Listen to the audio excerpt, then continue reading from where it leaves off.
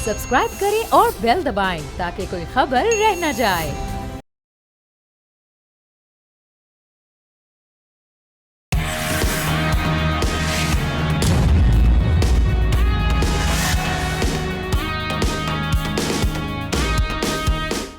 अस्सलाम वालेकुम नाजरीन, न्यूज़ पंच के साथ मैं हूँ महरुख शहरियार। नाजरीन, ईरान ने कौमी सलामती के ताकतवर तरीन चेहरे अली लारेजानी की अपने बेटे समेत शहादत की तस्दीक कर दी है। पासदारान इनकलाब ने ऐलान कर दिया है कि उनके खून का बदला तो अब लिया जाएगा। अली लारेजानी ईरान के जौहरी मुज़ाकरात के अहम सिफारती किरदार थे। रहबर आला अली ख़ामनाई के बाद वो सबसे बड़ी शख्सियत करार दिए जाते हैं जो निशाना बना जा चुके हैं। ईरानी वज़ीर ख़ारजा अब्बास इराक़ची ने यह कहा है कि रहनुमाओं को निशाना बनाकर निज़ाम को हिलाया नहीं जा सकता। अली लारेजानी के बाद अब सईद जलीली का नाम सामने आ रहा है, जबकि बरतानवी अखबार ने यह दावा किया है कि नए सुप्रीम लीडर भी हालिया इसराइली हमले में बाल बाल बचे हैं।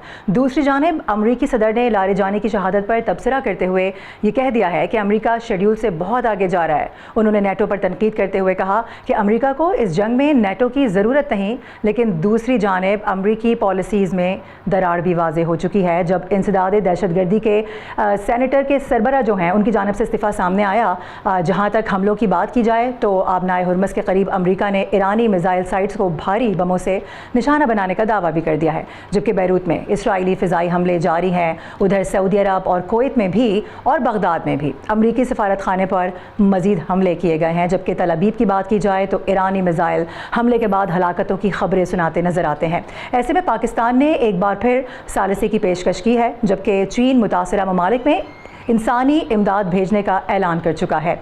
अब तक का सबसे बड़ा सवाल यही है कि ये तनाज़ा कब ख़त्म होगा और क्या बड़ी जंग से महफूज रह पाएगी। ये मामला मज़ीद कहाँ जाएगा, बात करेंगे। हमारे सीनियर पैनलिस्ट एहतशाम उल हक साहब ने हमें ज्वाइन किया। इसके अलावा हमारे साथ फॉर्मर एम्बेसडर आसिफ दुरानी साहब भी मौजूद हैं। सर, बहुत शुक्रिया प्रोग्राम में वक्त निकालने के लिए। दुरानी साहब, पहले आपका टेक लेना चाहूँगी। सबसे पहले ये बताइएगा, इस वक्त जो ओवरऑल सिचुएशन है खित्ते की, वो हम देख रहे हैं। ईरान किसी सूरत रुकने को तैयार नहीं है, दूसरी जानिब ये जंग है जो तूल पकड़ती जा रही है, और सुप्रीम लीडर के बाद हम देख रहे हैं कि जितनी भी आला क़यादत है उसको भी ख़त्म किया जा रहा है और एक के बाद एक का नंबर आ रहा है। क्या समझ रहे हैं, मामला कहाँ जाता नज़र आ रहा है, और ईरान अपनी जो आला क़यादत है उसको महफूज बनाने में अभी तक क्यों नाकाम नज़र आता है? देखिए, सबसे पहले ये कि जो ईरान की क़यादत है लारेजानी साहब है, अल्लाह उनकी रहमत करे, आमीन। मैं उनसे मिला हूँ जब वो स्पीकर होते, जो मैंने आवाज़ एम्बेसडर इन ईरान। एक ज़ीरक इंसान हैं और अच्छी उनकी गिरफ्त थी तमाम इशूज़ पे, बशमूल इंटरनेशनल पॉलिटिक्स। ये जंग तो अभी जारी है, लेकिन आप ये देखेंगे कि अमेरिका और इजराइल के जो मॉडल्स ऑपरेंडाई है कि वो टॉप टियर जो है लीडरशिप की, उसको दरमियान से निकाल दें, तो शायद उनका ये ख्याल है कि मुल्क में क्यास हो जाएगा और कोई जो अपोजिशन है या अल्टरनेट लीडरशिप है वो एमर्ज करेगी। मेरे ख्याल में अल्टरनेट लीडरशिप अभी सामने नहीं है, बशमूल क्राउन प्रिंस जो है वो भी उसका रोल खास नहीं है। दूसरा ये है कि ईरान के अंदर जो है वो इस बात पे अब इत्तेफाक है कि अमेरिका और इजराइल जो है उनके दरपे हैं, तो लिहाजा उनको भी they have to rally behind there flag, तो वो उस तरफ भी आ रहे हैं। इवन जो लोग ईरान के मुखालिफ हैं, यानी क्लर्जी के मुखालिफ हैं, वो भी इसके साथ हैं, क्योंकि इसमें आपको दाद देनी पड़ेगी ईरानियन नेशनलिज्म को, जो कि ज़्यादा स्ट्रॉन्ग है। तो इसलिए ये ओवरऑल सिचुएशन ग्रिम है, और इसमें जो अगर कोई फैसला कुन तौर पे जंग बंद हो सकती है तो वो प्रेसिडेंट ट्रंप कर सकते हैं, क्योंकि उन्होंने और इजराइल ने ही ये जंग शुरू की थी और ये वही बंद कर सकते हैं। और प्रेसिडेंट ट्रंप को इसका मुजाहरा करना चाहिए, क्योंकि वो एक सुपर पावर के प्रेसिडेंट है, और सुपर पावर ने अगर ईरान पे हमला किया, इसमें जो है हार और जीत की बात नहीं होगी। इसमें अमेरिका ने जो कुछ करना था किया, या जो हासिल होना था या नहीं हासिल होना था, वो उनको बाद में उसको एहसास करते रहेंगे। लेकिन ईरान को नुकसान पहुंचा है, उनकी लीडरशिप जो है वो ऑलमोस्ट वाइप आउट हुई है। अब जो सेकंड ईयर है वो अब सामने आएगी, और ये अब देखना है कि वो आगे किस तरह से परफॉर्म करते हैं। सही है।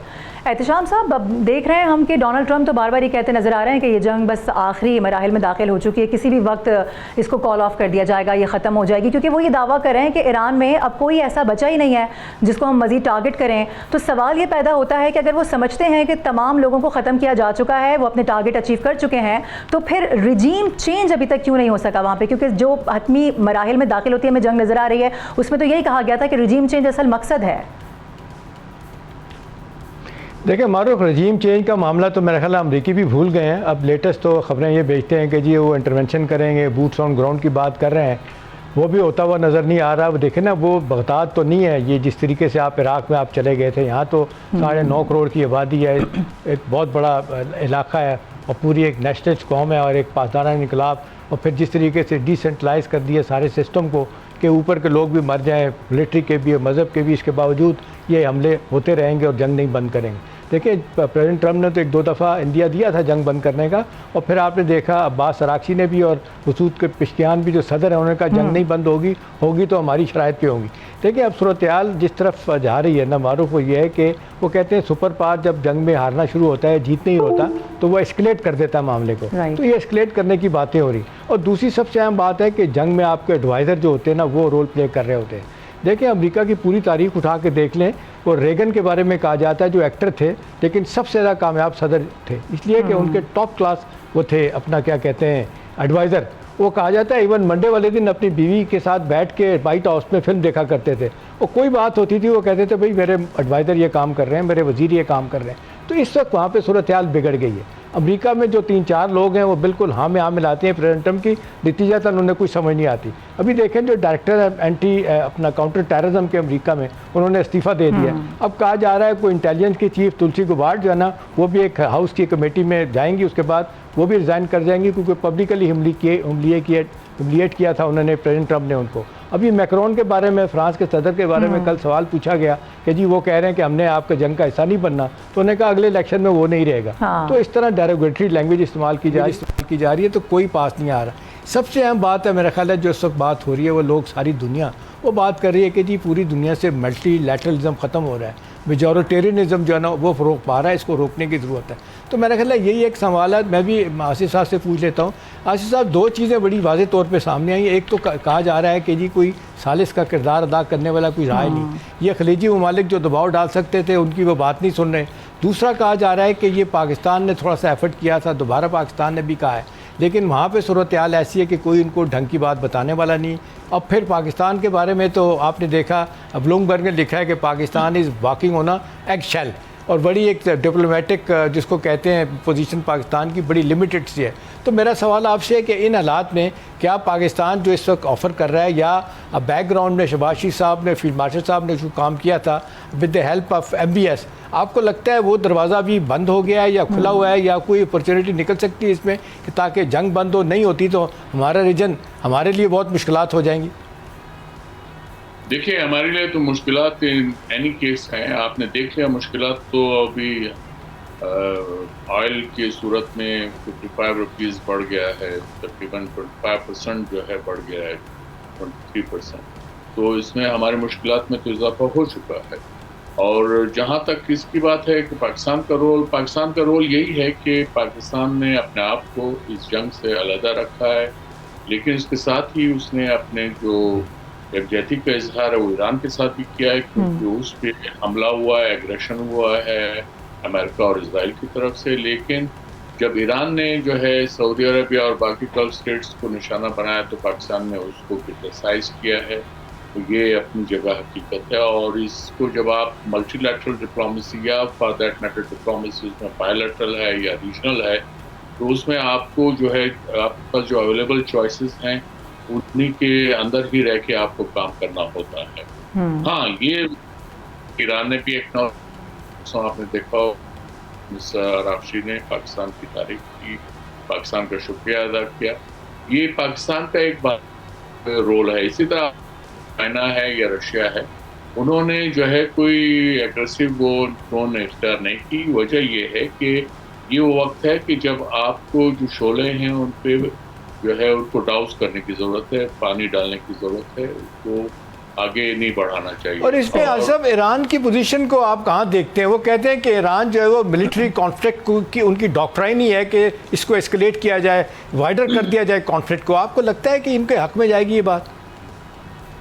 دیکھیے یہ حق یا ناحق تو ڈیسائیڈ ہوگا جب دونوں پارٹیز ایگزاسٹ ہو جائیں گی یا ایک پارٹی بالکل ڈیسیمیٹ ہو جائے گی. اس وقت یہ صورتحال نظر نہیں آتی.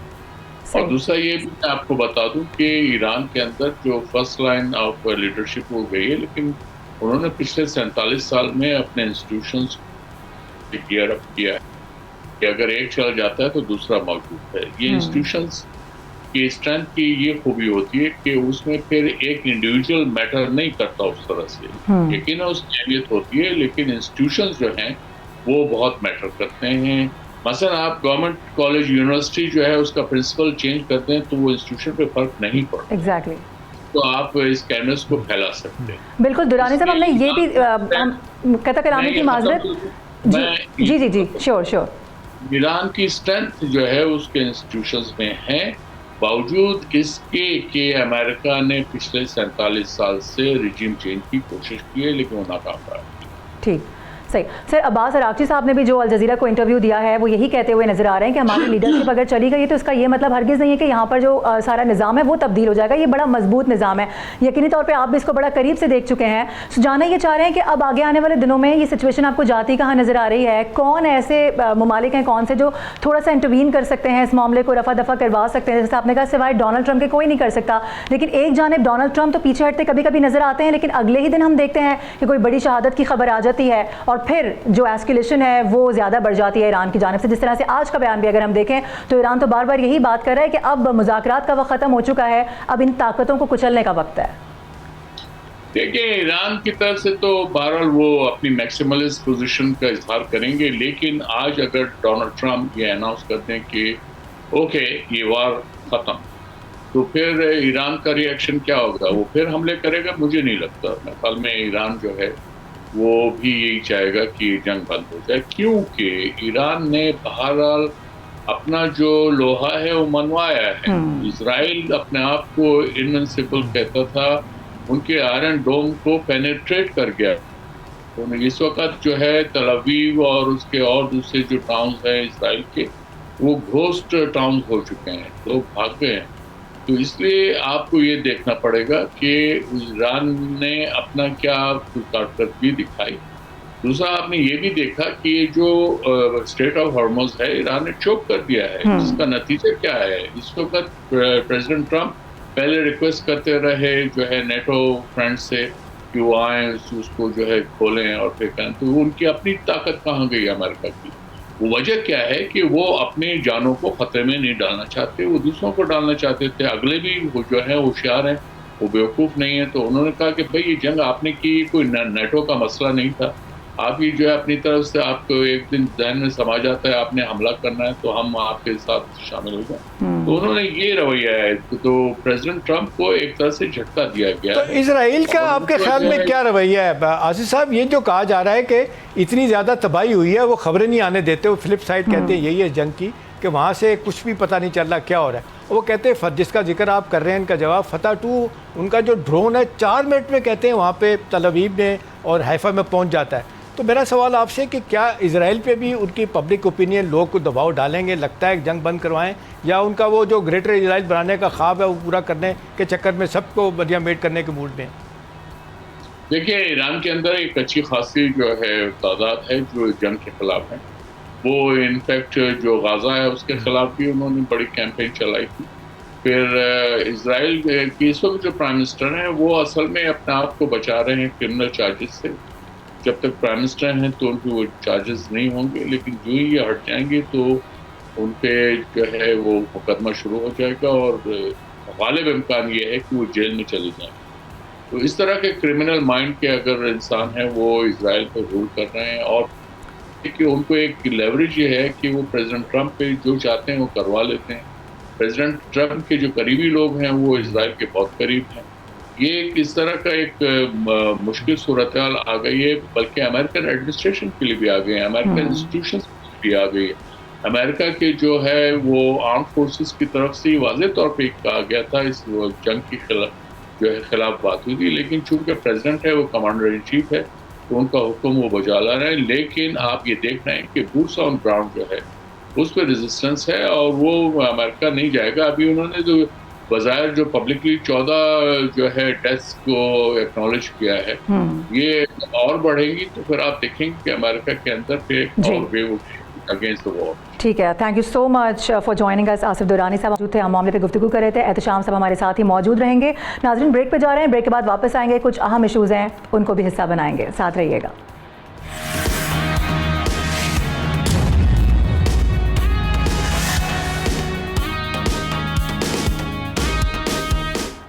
Welcome back. ناظرین، پاکستان کے وزیر دفاع خواجہ آصف نے افغان مہاجرین کی طویل میزبانی کو بڑی غلطی قرار دے دیا ہے. وہ کہہ رہے ہیں کہ اس غلطی پر اللہ ہمیں معاف کرے. دوسری جانب پشاور ہائی کورٹ نے بغیر دستاویزات گرفتار افغان مہاجرین کی درخواستوں کو مسترد کر دیا ہے.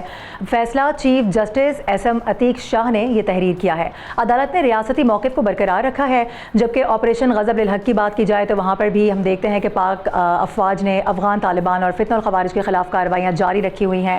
جبکہ وزارت اطلاعات نے فیکٹ چیک جاری کر کے افغان طالبان کے ہسپتال پر حملے کے پروپیگنڈے کا بھی بھانڈا پھوڑ دیا ہے.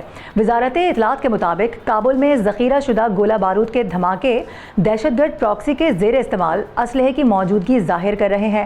ادھر عالمی اور افغان میڈیا نے بھی طالبان رجیم کے پاکستان کے خلاف گمراہ کن اور من گھڑت پروپیگنڈے کو بری طرح سے مسترد کر دیا ہے، بے نقاب کر دیا ہے. اب سوال یہ پیدا ہوتا ہے کہ صورتحال میں اور افغانستان کے جو تعلقات ہیں ان کا فیوچر کیا ہوگا اور آگے آنے والے دنوں میں یہ جو دونوں ممالک ہیں یہ کہاں کھڑے نظر آئیں گے، ان کے آپس کے تعلقات کیسے ہوں گے. احتشام الحق صاحب تو ہمارے ساتھ موجود ہیں ہی. ظاہر شاہ شرازی سینئر ہمارے اینالسٹ ہمیں جوائن کر چکے ہیں، ان کو بھی شامل گفتگو کریں گے. سب سے پہلے آپ کی جانب آنا چاہوں گی شرازی صاحب. اب ظاہر ہے اس پورے معاملے کو آپ بڑے غور سے دیکھ رہے ہیں، سارا معاملہ آپ کے سامنے ہے.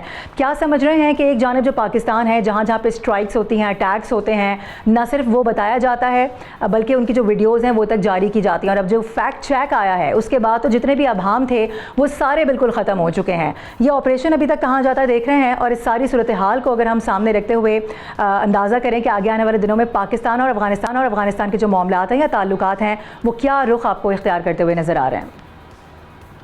بہت بہت شکریہ معروف. سب سے اہم ایشو تو یہ کہ اس وقت تو دونوں ممالک کے درمیان انتہائی ہم کہہ سکتے ہیں حالات بہت تناؤ کا شکار ہیں، اور کوئی ہمیں بات چیت کے حوالے سے چیز نظر نہیں آتی. کل جو سٹرائک ہوئی ہے اس کو افغان میڈیا، بلکہ افغان میڈیا نہیں کہوں گا، افغان طالبان اور جو انٹرنیشنل ہاسٹائل میڈیا ہے اس نے اسے بڑا ٹیکنیکلی جو ہے وہ ہائپ کریٹ کرنے کی کوشش کی ہے. لیکن آپ دیکھیں کہ گراؤنڈ ریئلٹیز کیا ہیں. کسی بھی صحافتی خبر کے لیے یا جو اصل خبر ہے اس کے لیے آن دا اسپاٹ جو ایویڈنس ہے وہ بڑا امپورٹنٹ ہے. اب یہ جو کیمپ فینکس پہ حملہ ہوا ہے یہ تو بالکل ویزیبل ایک چیز ہے. یہ 10th ماؤنٹین ڈویژن جو US کا تھا اس کے زیر استعمال رہا ہے. پھر یہاں اسپیشل ٹاسک فورس تھی کیمپ فینکس کی جو کہ یہاں افغان فوج اور پولیس کو جو ہے وہ ٹریننگ دیتی تھی. اور یہ جو ہسپتال ہے امن ہاسپٹل جس کے حوالے سے یہ پروپیگنڈا کیا جا رہا ہے وہ وہاں سے کافی فاصلے پر ہے. کچھ تھوڑے لوگ یہاں پہ ضرور ایک بلڈنگ کے اندر جو کہ زیادہ تر کنٹینرز کے بنے ہوا کیمپ ہے یہاں پہ موجود تھی. لیکن یہاں جو بمباری کے بعد گولہ بارود ایکسپلوڈ ہوا ہے اس سے ویزیبلی اندازہ ہوتا ہے کہ یہ ایک ملٹری بیس کیمپ تھا جس کو بڑا پریسائسلی ٹارگیٹ کیا گیا ہے. دوسرا آپ نے جو پوچھا کہ حالات، میرے خیال میں اس وقت بات چیت کے حوالے سے کوئی ایسی چیز نظر نہیں آتی اور حالات کافی مشکل نظر آتے ہیں. پاکستان کا جو اس وقت مین ایشو ہے وہ ہے ان دہشت گرد گروپوں کے ٹھکانوں کو نیوٹرلائز کرنا جو اس کے لیے خطرات پیدا کر رہے ہیں، جس میں تمام کے تمام ہیں. القاعدہ ہے، BLA ہے، BLF ہے، اس کے ساتھ ساتھ TTP تو بالکل ہے ہی ہے. یہ ایک اپنی جگہ پہ ایک ایشو ہے اور یہ آپریشن پاکستان کی طرف سے واضح طور پہ اناؤنس کر دیا ہے کہ یہ جاری رہے گا جب تک اہداف حاصل نہیں ہوتے. اب آتے ہیں سب سے امپورٹنٹ جو آپ نے اپنے انٹرو میں کیا افغان مہاجرین کے حوالے سے. یہ بہت بڑا فیصلہ ہے پشاور ہائی کورٹ کا، اور اب جو کوشچنز لیتی رہی ہے صوبائی حکومت PTI کی یا اس کے اوپر سیاست کرتی رہی ہے، اب مزید اس میں گنجائش نہیں رہی. جتنے بھی لوگ گرفتار ہوئے تھے ان کی یہ پلی تھی کہ وہ یہاں پہ رہنے والے ہیں پچھلے 40 سال سے، ان کے پاس POR کارڈ ہیں، ان کے پاس ACC کارڈ ہیں جو کہ کینسل ہو چکے ہیں، اور یہ لوگ انڈر فارن ایکٹ پاکستان کے اندر غیر قانونی طور پہ مقیم ہے. اس ڈیسیجن کے اندر ایک تو ڈیسیجن یہ ہوا کہ جتنے لوگوں کی درخواستیں ہیں انہیں نمٹا کے انہوں نے ڈیپورٹ کرنے کا حکم دیا ہے, آئی جی کو ہدایت کی ہے. یہ ایک لیگلی آپ سمجھ لیں باؤنڈ فیصلہ ہے صوبائی حکومت کے اوپر بھی اور تمام لا انفورسمنٹ ایجنسیز کے اوپر بھی. دوسرا, انڈر فورن ایکٹ جتنے بھی کیسز ہیں اس وقت سبارڈینیٹ کورٹس میں یا پولیس تھانوں کے اندر ہیں, اس کے حوالے سے یہ حکم بڑا امپورٹنٹ ہے. ہائی کورٹ کا جو ڈیسیجن ہے یہ بڑا ہسٹورک ہے کہ ان کو بھی ہدایت کی گئی ہے کہ ایسے جتنے کیسز ہیں انلیگل امیگرینٹس کے جو پاکستان کے اندر ویزا اور ریلیونٹ ڈاکومنٹس کے ساتھ موجود نہیں ہیں, تو وہ غیر قانونی تصور ہوں گے اور ان کے کیسز آپ 1 مہینے کے اندر نپٹا دیں. تو اس کا مطلب یہ ہوا کہ جو افغانستان کے اندر حالات ہیں, افغان طالبان رجیم کے لیے ایک بہت بڑا چیلنج یہ ہوگا کہ لیگل اور انلیگل 4 ملین سے زائد اس وقت افغان مہاجرین پاکستان کے اندر ہیں. یہ ایک اسٹیمیٹڈ ہے, جو U N H C R کا فگر ہے وہ 1.3 ملین ہے, لیکن legal illegal A C C card holder اور جو ہم کہہ سکتے ہیں یہاں پہ چھپ کے رہنے والے لوگ ہیں وہ تقریباً 4 سے 5 ملین ہیں. 4 سے 5 ملین لوگ جب واپس جائیں گے تو افغان طالبان رجیم کو اندازہ ہوگا کہ یہ کتنی بڑی مشکل ہے. تو میرے خیال میں اسے چاہیے کہ اپنی پالیسی کو ریویو کرے. پاکستان کو بھی چاہیے کہ ویسٹرن بارڈر کو وہ تمام آپشنز اس پہ کھلے رکھے, بات چیت بھی ہونی چاہیے, کائنیٹک آپریشن بھی ہونا چاہیے, کیونکہ ہم تینوں فرنٹس پہ ایران میں حالات خراب ہیں, انڈیا جو ہے وہ ویسے ہی ہاسٹائل ہے اور ویسٹرن بارڈر کو بھی ہمارے خلاف استعمال کر رہا ہے. لہٰذا ہمیں ایک مڈل وے نکالنا چاہیے اور ان قوتوں کے ساتھ انگیج کرنا چاہیے جو کہ افغانستان کو ایک پرامن اور ذمہ دار ملک کی حیثیت سے چلانا چاہتے ہیں. ٹھیک, احتشام صاحب, مڈل وے کیا ہو سکتا ہے, یہ بیچ کا راستہ کیا ہوگا؟ ظاہر ہے ہم دیکھ رہے ہیں کہ تینوں جانب سے جو پاکستان کو بارڈر لگتے ہیں وہ اس وقت جس حالت میں ہے, ظاہر ہے پاکستان کو بھی خطرہ تو ہے, اس سے ہم آنکھیں تو نہیں چرا سکتے. تو کیا سمجھتے ہیں کہ پاکستان ثالثی کا کردار کس طرح سے ادا کر سکتا ہے؟ پہلے بھی بار بار دعوت دی گئی کہ جی بات چیت ہو جائے, جو کچھ بھی ہوتا رہا, اس سے پچھلے دنوں 3 بیٹھک لگیں, 3 اس کے ادوار ہوئے, لیکن افغانستان کے جو لوگ ہیں, جو ان کی گورنمنٹ ہے, وہ کسی صورت ماننے کو تیار نہیں ہے. بار بار ایک طرح سے ہم یہ کہہ سکتے ہیں کہ پاکستان کو ڈچ ہی کیا گیا جب جا کے پاکستان نے یہ فیصلہ کیا ہے, اور اب یہ معاملہ اتنا آگے بڑھ چکا ہے. دیکھیں معروف, میرا خیال ہے جب سے افغان رجیم 4 سال ہوئے ہیں جب سے آئی ہیں, اس سے پہلے بھی دیکھ لیں جو پاکستان کا ہمیشہ رول رہا ہے کہ افغانستان میں امن ہونا چاہیے. ان کی جتنے وارن گروپس ہیں, جتنے پہلے آپ نے دیکھا مختلف لوگ تھے لڑتے تھے, ان کے درمیان صلح صفائی میں ہمارا بڑا رول رہا ہے. لیکن دیکھیں پہلے تو میں شروع کروں گا جو خواجہ آصف صاحب نے بات کی ہے, یہ ان کا کنفیشن جو ہے نا ان کا نہیں ہے, میرا خیال ہے آپ کا میرا پوری پاکستانی قوم کا ہے کہ ہم نے سانپ پالے, سارے کے سارے نہیں, میجورٹی جو تھے جن لوگوں نے اس طریقے سے کیا ہے, مطلب سب کچھ کرنے کے باوجود ہمیں جواب میں کیا ملا آپ نے دیکھے, دہشت گردی, ڈرگز اور کیا کیا ہوا. وہاں ہماری غلطیاں ہو سکتی ہیں, لیکن یہ بنیادی طور پہ بات ہے کہ ہم نے جو مہمانداری ان کی ہے اس کو ہم بھگت رہے ہیں. معروف دوسری بات ہے جو آپ بات کر رہی ہیں اس پہ ظاہر شاہ نے بھی بات کی. دیکھیں اس وقت صورتحال جس طرف جا رہی ہے, اب تو سارے کے سارے آپشن ایگزاسٹ ہو چکے ہیں. مجھے بتائیں کون سا طریقہ نہیں رہ گیا. 3 دفعہ ہمارے فارن منسٹر گئے, خواجہ آصف گئے, علماء کے ڈیلیگیشن گئے, سویلین کے ڈیلیگیشن گئے, انڈیویجول لوگوں نے کوشش کی, کچھ بات نہیں بنی. اب دیکھیں نا وہ حکومت جو ڈرگس کے کاروبار منشیات پہ چل رہی ہے اور تاوان پہ, اغوا برائے تاوان پہ, اور لوگوں کو مار کے پیسہ لے, اب آئیڈیالوجی اور مذہبی اکسی بات نہیں رہے گی. دیکھیں اب سب سے امپورٹنٹ بات ہے کہ اس وقت چائنا کا رول ہے. دیکھیں چائنا نے جس طریقے سے انٹروین کیا ہے, آپ نے دیکھا کہ ان کے فارن منسٹر سے بات کی, چائنا کے فارن منسٹر نے ہمارے فارن منسٹر سے بات کی, پھر ان کا دیکھیں کہ ایلچی جو ہے نا وہ شٹل کر رہا ہے کابل اور اسلام آباد کے درمیان. ہم نے ایک بات کی ہے, یہ میں آپ کو خبر دے سکتا ہوں معروف, کہ ہم نے ان کو یہ کہا ہے چائنیز کو کہ جی ٹھیک ہے آپ کا بڑا پروفاؤنڈ انٹرسٹ ہے کہ اس ریجن میں جس کو کہتے ہیں امن ہو, کیونکہ آپ کا belt and road project $3 trillion کا رکا ہوا ہے. وہ جو 65 ملکوں میں جانا ہے, 3 کانٹیننٹ میں جانا ہے, وہ رکا ہوا ہے. سینٹرل ایشیا, پھر یورپ, پھر افریقہ جانا ہے. ہم بات آپ کی مانتے ہیں, لیکن یہ دہشت گردی, اور خاص طور پہ جب سے یہ رجیم آئی ہے 4000 سے زیادہ لوگ جو ہیں پاکستانی شہید ہو چکے ہیں. ہم نے انہیں کہا جو خبر ہے کہ بھئی آپ ان سے اور کچھ نہیں کر سکتے, ان سے یہ انڈر ٹیکنگ لیں یا ان سے یہ بیان دلوا دیں کہ وہ دہشت گردی کی, اس کی TTP کی مذمت کرتے ہیں, اس کو دہشت گرد تنظیم ڈکلیئر کریں. یہ ایگزیکٹ لفظ ہے کہ دہشت گردی تنظیم ان کو ڈکلیئر کریں, تحریک طالبان پاکستان کو, جس طرح یونائٹڈ نیشن نے کیا ہوا ہے, امریکہ نے کیا ہے, چائنا, رشیا, سارے لوگ جو ہے نا اس کو سمجھتے ہیں کہ دہشت گرد تنظیم ہے, کہ یہ ان سے منوا لیں. اس کے بعد ہم دیکھتے ہیں اگلا مرحلہ کیا ہوگا. ادروائز ہم نے انہیں پوائنٹ بلینک بتا دیا کہ جی دیکھیں اب نہیں ہو سکتا کہ ہم نے جو جنگ شروع کی ہوئی ہے, یہ جو ہم جس کو کائنیٹک نان کائنیٹک آپریشن کر رہے ہیں اور انٹیلیجنس بیسڈ آپریشن ہو رہے ہیں, ہم کوئی سویلین کسی کو نہیں مار رہے, جھوٹ ہے, ظاہر سے صحیح کہہ رہے ہیں, وہ بالکل ثابت کر دیا انہوں نے, کوئی اس پہ جان نہیں ہے. اب بات ہے کہ پروپیگنڈا وارفیئر میں آپ نے دیکھا ہندوستان ان کی مدد کر رہا ہے, اسرائیل ان کی مدد کر رہا ہے. ابھی دیکھ لیں کہ سارے تناظر میں ہندوستان کا گندا رول جس طرح سامنے آیا. جب ہماری لڑائی ہوئی تھی مئی میں متقی صاحب دہلی بیٹھے تھے, اب ایران کی جنگ ہوئی ہے تو آپ نے دیکھا کہ مودی صاحب جا کے اسرائیل کی گود میں بیٹھے ہوئے تھے. تو یہ سب کو پتہ چل رہا ہے. تو میرا خیال ہے پاکستان بھی چاہتا ہے یہ جنگ بندی ہو. پاکستان نہیں چاہتا کہ تین فرنٹ کھلے ہوں, ایسٹرن بھی ویسٹرن بھی, اور پھر ایران کا بھی کھلا رہے. انٹرنل سیکورٹی ہماری بہت اہم ہے. تو یہ سارے کے سارے ہم جو ہے پالیسی میٹر جو ہے ان کو وے کر رہے ہیں, دیکھ رہے ہیں. لیکن ایک بات آخری بات معروف طے ہے کہ اب اس دفعہ جو ہے نا یہ جنگ نہیں بند ہوگی. یہ ہمارا آپریشن یہ جنگ نہیں بند ہوگی جب تک کہ ہمیں ہارڈ ایویڈنس نہیں جاتی. کوئی بیچ میں کوئی لوگ آ کے وہ گارنٹی ایشورنسز نہیں دیتے. اور یہ کم از کم یہ جو پاکستان نے چائنا کو کہا ہے کہ ٹی ٹی پی کو دہشت گرد تنظیم ڈکلیئر کریں, تو نہیں لگتا کہ پاکستان جو ہے نا وہ, کیونکہ پاکستان کی اب سروائیول بقا کا مسئلہ ہے. ظاہر شاہ صاحب بہت شکریہ پروگرام میں وقت نکالنے کے لیے. احتشام صاحب ہمارے ساتھ موجود ہوں گے. بریک پہ جا رہے ہیں, بریک کے بعد واپس آئیں گے تو کچھ سیاسی معاملات ڈسکس کریں گے.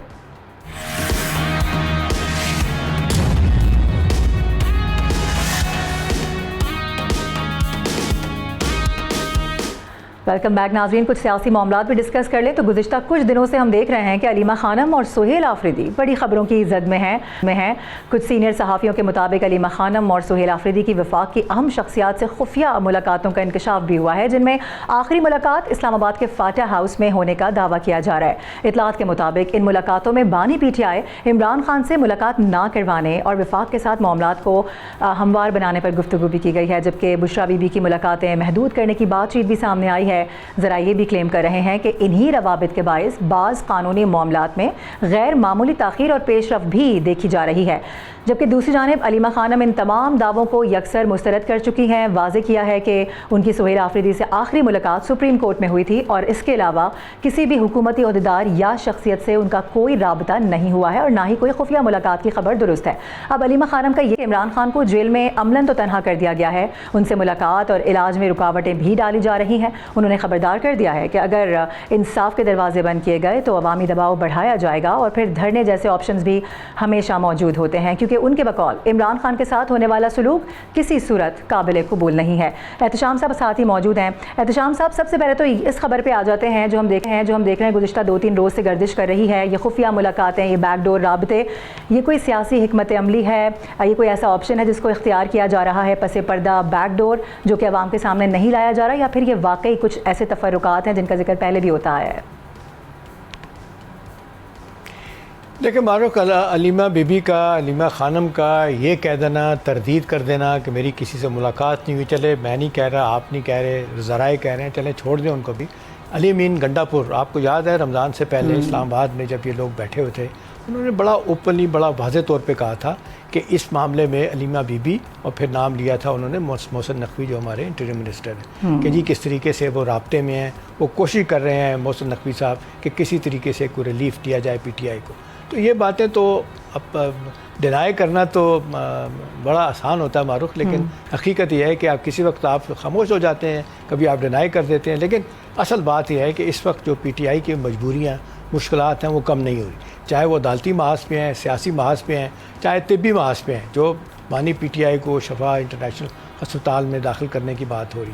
ابھی دیکھیں رانا صلی اللہ کل انہوں نے بات کی, انہوں نے کہا دیکھیں ایک بات طے ہو گئی تھی کہ جب تک آپ کے لوگ جا کے بانی پی ٹی آئی سے مل کے آ کے ٹویٹ کرتے ہیں, بیان بازی کرتے ہیں, اس سے معاملات خراب ہوتے ہیں, لہٰذا جب تک یہ بند نہیں کیا جائے گا سلسلہ ہم ان کی ملاقات نہیں کروائیں گے.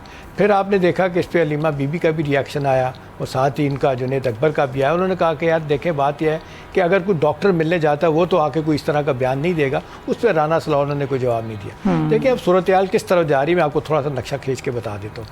اب یہ بات ہو رہی ہے کہ عید کے بعد دوبارہ ایک تحریک چلانے کی بات ہو رہی ہے, لیکن جو اندر سے اطلاعات آ رہی ہیں, جو ہمارے سورسز پی ٹی آئی میں بیٹھ کے ہم سے باتیں کر رہے تھے, تھوڑی دیر پہلے میں کسی سے بات کر رہا تھا, انہوں نے کہا کہ جی اس وقت 3 بندے بڑا واضح طور پہ ڈفر کر رہے ہیں علیمہ بی بی سے. وہ ہیں بیرسٹر گوہر بھی اور بیرسٹر علی ظفر بھی, اور ان میں سلمان اکرم راجہ بھی شامل ہو گئے ہیں. اس کے علاوہ رؤوف حسن صاحب بھی جو ان کے پارٹی کے وہ تھنک ٹینک میں ان کے ہیڈ ہیں, وہ بھی یہ کہتے ہیں کہ جو طریقہ ہم نے اڈاپٹ کیا ہے ہم کوئی بھی ریلیف نہیں رکھ سکتے, ہمیں سیاسی طریقہ کار, سیاسی راستہ اختیار کرنا ہوگا. لیکن دوسری طرف آپ دیکھ لیں سہیل آفریدی, جنید اکبر ہارڈ لائنر ہیں, کے پی کے وہ صدر ہیں, اپنے PTI کے جنید اکبر صاحب، انہوں نے تو کہا ہے کہ جی اب تو ہم آئیں گے تو اس نیت سے آئیں گے کہ ہم نے گولی کھانی ہے اور تیاری کر کے آئیں گے، عید کے بعد ہم بڑا جلسہ کریں گے۔ لیکن جو اندر سے اطلاعات آ رہی ہیں کہ دیکھیں تنظیمی ڈھانچہ بالکل ختم ہو گیا، خاص طور پہ پنجاب میں۔ عالیہ حمزہ آپ دیکھیں وہ روپوش ہوں، ان کو قید ہو چکی ہے 10 سال کی اس میں 9 مئی کے کیسز میں، لہٰذا وہاں پہ کوئی بھی نہیں ہے وہ چیف آرگنائزر تھی کہ کوئی معاملات کو ٹھیک کر سکے۔ دوسرا یہ بار بار اس بات کی سامنے آتی ہیں باتیں کہ جی جو پارٹی کے اندر ہارڈ لائنر ہیں ان سے جان چھڑائی جائے، پھر وہ کہتے ہیں کہ جی کوئی میٹنگ معروف ایسی نہیں ہوتی، چاہے پارلیمانی کمیٹی کی ہو، چاہے کور کمیٹی کی ہو، چاہے ان کی جناب پولیٹیکل کمیٹی کی میٹنگ ہو، ان پہ شدید اختلافات ہوتے ہیں، ایک دوسرے کے اوپر طعنے کیے جاتے ہیں، الزام تراشی کی جاتی ہے۔ اب وہ کہہ رہے ہیں کہ جی پہلے تو اپنا گھر ٹھیک کر لیں، آپ فیصلہ کر لیں کہ آپ نے کون سا روٹ اختیار کرنا ہے۔ یہ جو ابھی اب جنید اکبر نے تو یہاں تک کہہ دیا ہے کہ جی ہمیں تو عدالتوں پہ اب اعتماد ہی نہیں ہونا چاہیے، ہمیں ٹوٹل بائک آؤٹ کر کے ہم تو راستہ یہ اختیار کرنا چاہیے کہ جس طرف ہم جا رہے ہیں کہ تحریک کی طرف۔ پارٹی کے باقی لوگ کہتے ہیں کہ بھی ہر مشکل زمانے میں اپوزیشن کے لوگوں نے انہی پاکستان کی عدلیہ سے ریلیف لیا ہے، تو آپ کو یہ کورس آپ کو یہ اڈاپٹ کرنے پڑے گا، اس سے آپ علیحدہ ہوں گے تو آپ کو نقصان ہوگا۔ دوسرا بھی دیکھیں جو بڑا اختلاف پیدا ہوا ہے نا، وہ معروف ان کا رہائی فورس کا جو اعلان کیا ہوا ہے نا، جو بنانے کی بات کی ہے سہیل آفریدی چیف منسٹر نے، اس کی سخت مخالفت کی جا رہی ہے۔ وہ کہتے ہیں کہ یہ تو ایک ملیشیا کو بنانے کی بات ہوتی ہے کہ آپ جس طریقے سے آپریٹ کر رہے ہیں یہ پولیٹیکل طریقہ نہیں ہے، اور آپ کو چاہیے کہ کوئی اور نام اس کا رکھ لیں، اور پھر یہ کہ پارٹی کے سارے آپ کے موجود ہیں کاڈر ہیں، ان کو آپ استعمال کریں، لوگوں لے کے آئیں، لوگوں کو کنونس کریں۔ اصل بات یہ ہے کہ لوگ کنونس نہیں ہیں ہمارو، لوگ کہتے ہیں کہ جی 20 دفعہ ہم اندر گئے ہیں کوئی فائدہ نہیں ہوا۔ ان کی پارٹی کے لوگ کہتے ہیں جی 52,000 FIRs ہیں ہمارے خلاف، اور 22,000 لوگ ابھی PTI کے اندر ہیں۔ ایلیمنٹ آف اچھا آئی تھنک یہ جو لیڈرشپ کے اپنے معاملات ہیں وہی صحیح نہیں ہے نا، مسئلہ تو سارا یہ ہے نا کہ کوئی کچھ بولتا نظر آتا ہے، کوئی کچھ بولتا ہے۔ اور ہمیں یاد ہے ابھی اگر ہم زیادہ دور نہ جائیں، ریسنٹ پاس کی بات کر لیں تو علیمہ خانم کو کچھ تحفظات سہیل آفریدی سے بھی ہو گئے تھے۔ وہ یہ کہہ رہی تھیں کہ جس جارحانہ انداز سے وہ آئے تھے اب ان میں وہ گرم خون نظر نہیں آتا، اور اب ہم یہ دیکھ رہے ہیں کہ بیک ڈور رابطوں میں ان کا نام بھی علیمہ خانم کے ساتھ آ رہا ہے۔ سو معاملہ اتنا آسان نہیں ہے۔ مجھے لاسٹ ہی کامنٹ کر دیجیے گا بس۔ دیکھیں لاسٹ کامنٹ تو یہ ہے کہ جو مخالفین ہیں پارٹی کے اندر کہتے ہیں کہ وہ پیرلل عمران خان کے پیرلل جو ہے نا وہ اپنے آپ کو کھڑا کر رہی ہیں، یہ الزامات ان پہ لگتے ہیں۔ اور پھر یہ ہے کہ لوگ یہ بھی کہتے ہیں، جو لوگ کہتے ہیں کہ اسٹیبلشمنٹ کے قریب ہے، وہ معروف یہ بھی کہتے ہیں کہ سارے لوگ گرفتار ہوئے، آپ کے دونوں صاحبزادے جو باقاعدہ انوالو تھے 9 مئی میں باہر چلے گئے تھے، جس پاکستان میں ہیں، اگلے دن ان کی جو ہے نا وہ ضمانت ہو گئی تھی۔ وہ کہتے ہیں باقیوں کی ضمانت نہیں ہوئی، آپ کی کیسے ہو گئی تھی؟ تو میرا خیال ہے کئی حوالوں سے جو علیمہ بی بی جو ہے نا وہ بات کلیئر نہیں کر پا رہی، اونس ان پہ اوپر ہے کہ وہ پارٹی کو برقرار رکھ سکتے نہیں۔ آپ کو یاد ہے ایک زمانے میں تو بانی PTI نے ان کو منع کر دیا تھا کہ آپ کوئی سیاسی بات نہیں کریں گے، لیکن بہرحال وہ اس وقت پریویل کر رہی ہیں، سارے لوگ ان کو آپا کہہ کے ان کی بات سنتے ہیں، کیونکہ ڈانٹتے بھی ہیں اور اپنی بات منوانے کی بھی کوشش کرتی ہیں۔ لیکن جو معروف آخری بات ہے سنجیدہ حلقے ہیں جو تلاش کر رہے ہیں کہ بھئی کوئی وڈو آف اپورچونٹی نکلے، ہم عمران خان کی رہائی کے لیے یا کم از کم ان کو اپنا اسپتال میں لے جانے کے لیے کوئی طریقہ اڈاپٹ کریں۔ اگر روزانہ گالی دیں گے اور اپنا کی بورڈ وارئر اور ان کے جو کیا کہتے ہیں لوگ ہیں جو سوشل میڈیا میں بیٹھ کے جس طرح کی وہ زبان استعمال کرتے ہیں، وہ آپ لوگوں کے کہنے پہ کرتے ہیں، اگر ان کا منہ نہیں بند کریں گے ہمیں کوئی ریلیف نہیں ملے گا۔ ماضی میں سب لوگوں نے ریلیف دیا ہے نا، وہ اسی لیے لیا ہے کہ انہوں نے ونڈو آف اپورچونٹی کو اڈاپٹ کیا، انہوں نے دیکھا کہ کہاں ریاست کو اور حکومت کو علیحدہ کرنا ہے، ریاست کو گالی دیں گے تو پورا ملک اس میں شامل ہے، پورے ادارے شامل ہیں، تو یہ بات نہیں بنے گی، ریاست کو گالی دینا کوئی برداشت نہیں کرے گا۔ یہ ان کو بات نہیں سمجھ آ رہی، جن لوگوں کو سمجھ آ رہی ہے مارک ان کی پارٹی کے اندر کوئی سنوائی نہیں ہے۔ جی بالکل آپ صحیح کہہ رہے ہیں، اور PTI کا بھی کوئی ایک مسئلہ نہیں ہے، بڑے سارے ایسے مسئلے جس پر ہم روزانہ بات کر رہے ہوتے ہیں، آئے روز ایک نیا ایشو ہوتا ہے۔ خیر بہت شکریہ احتشام صاحب ساتھ رہنے کے لیے۔ ناظرین اب آخر میں جاتے جاتے بڑا امپورٹنٹ ایشو ہے جو کہ اس وقت سوشل میڈیا پہ ڈسکس ہو رہا ہے، اس کو ڈسکس کر لیتے ہیں۔ بارش باران رحمت کہلاتی ہے، مگر اسی بارش اور ایران جنگ کو لے کر سوشل میڈیا پر کچھ افواہوں کا بازار گرم ہوتا نظر آ رہا ہے۔ لاہور، پشاور اور ملک کے کئی شہروں میں بادل برسے ہیں، فضا تو ٹھنڈی ہوئی ہے مگر خدشات بڑھنے لگے ہیں۔ سوشل میڈیا پر سوال اٹھایا جا رہا ہے کہ کیا یہ بارش صرف پانی ہے یا اس میں سرحد پار کی جنگ کے اثرات بھی شامل ہو سکتے ہیں، کیونکہ ایران میں تیل کی تنصیبات پر حملوں کے بعد اٹھنے والا جو دھواں ہے، فضا کی جو آلودگی ہے وہ بھی یہاں تک پہنچتی نظر آ رہی ہے، جو کہ فضا کو آلودہ کر چکی ہے۔ اب اطلاعات یہ ہیں کہ یہ زہریلی فضا مغربی ہواؤں کے ساتھ پاکستان میں داخل ہو سکتی ہے۔ اسی خدشے کے پیش نظر اسلام آباد سے ایک سرکاری مراسلہ جاری کیا گیا ہے، جس میں کراچی، لاہور، کوئٹہ، گلگت اور پشاور سمیت تمام اسٹیشنز کو بارش کے پانی کے نمونے لینے کی ہدایت کی گئی ہے۔ یہ نمونے تاریخ اور وقت کے ساتھ محفوظ کیے جائیں گے اور پھر انہیں پنس ٹیک کی لیبارٹری بھیجا جائے گا، جہاں پر سائنسی تجزیہ ہو سکتا ہے۔ مقصد واضح ہے کہ کیا بارش میں کوئی زہریلا اثر تو شامل نہیں ہے۔ محکمہ موسمیات پہلے ہی خبردار کر چکا ہے کہ بلوچستان اور خیبر پختونخوا کے مغربی اضلاع متاثر ہو سکتے ہیں۔ کوئٹہ، چمن، جوب، چاغی، پشاور اور ڈیرہ اسماعیل خان تک اثرات پہنچ سکتے ہیں۔ ماہرین کہہ رہے ہیں کہ PM 2.5 جیسے باریک ذرات ہزاروں کلومیٹر کا سفر طے کر سکتے ہیں۔ اگرچہ کالی یا پھر تیزابی بارش کا امکان فی الوقت نہیں ہے، مگر فضائی آلودگی میں اضافہ تو ہو سکتا ہے۔ یہ ذرات سانس، آنکھوں اور دل کے امراض کو بڑھا سکتے ہیں۔ خاص طور پر بچوں اور بزرگوں کے لیے یہ خطرناک ہیں، اسے بچنے کی ہدایات جاری کی گئی ہیں۔ ناظرین، پروگرام کا وقت اپنے اختتام کو پہنچا ہے۔ انشاءاللہ اگلے پروگرام میں دوبارہ حاضر ہوں گے۔ اللہ حافظ۔